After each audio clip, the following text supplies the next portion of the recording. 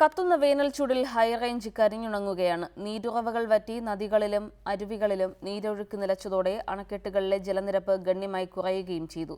മലയോര മേഖലയിൽ കുടിവെള്ളക്ഷാമവും രൂക്ഷമാണ്. മുൻവർഷത്തെ അപേക്ഷിച്ച് ഇത്തവണ ഹൈറേഞ്ച് മേഖലയിൽ കടുത്ത ചൂടാണ് അനുഭവപ്പെടുന്നത്.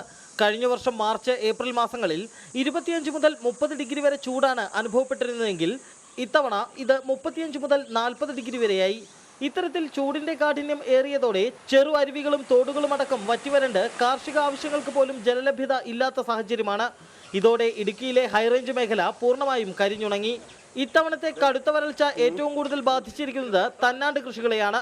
പാവലും വാഴയും പയറും അടക്കമുള്ള തന്നാണ്ട് വിളകൾക്ക് വേണ്ട രീതിയിൽ നനയെത്തിക്കുവാൻ കഴിയാത്തതിനാൽ കൃത്യമായ വളപ്രയോഗവും നടത്താൻ കഴിഞ്ഞിട്ടില്ല. അതുകൊണ്ട് തന്നെ ഉൽപാദനത്തിൽ ഗണ്യമായ കുറവാണ് ഉണ്ടായിരിക്കുന്നത്. കല്ലുനാലി പള്ളിക്കുന്ന് നേരെയാണ് ഒട്ടും വെള്ളമില്ലാത്ത.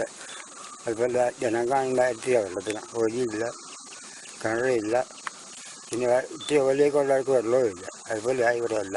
മലയോരത്തെ ചെറുതും വലുതുമായ ജലസ്രോതസ്സുകൾ വറ്റിവരണ്ട് നീരൊഴുക്ക് നിലച്ചതോടെ അണക്കെട്ടുകൾ വെള്ളമില്ലാതെ കിടക്കുന്ന സാഹചര്യമാണുള്ളത്. ജലനിരപ്പ് താഴ്ന്നതോടെ വൈദ്യുതി ഉൽപാദനത്തിലും വൻതോതിൽ കുറവുണ്ടായി. 707.7 അടി പരമാവധി സംഭരണശേഷിയുള്ള പൊന്മുടി അണക്കെട്ടിലെ ജലനിരപ്പ് നിലവിൽ 680 ആണ്. മുൻവർഷങ്ങളെ അപേക്ഷിച്ച് ആദ്യമായാണ് പൊന്മുടി ജലാശയത്തിൽ ഇത്രയും ജലനിരപ്പ് താഴ്ന്നതെന്ന് പ്രദേശവാസികൾ പറയുന്നു. കുടിക്കാൻ വെള്ളം പോലും ഇല്ല ഇപ്പോൾ ഈ നാട്ടിൽ. കഴിഞ്ഞെടുത്തൊക്കെ ഒരുപാട് വെള്ളം താഴ്ന്നുപോയി.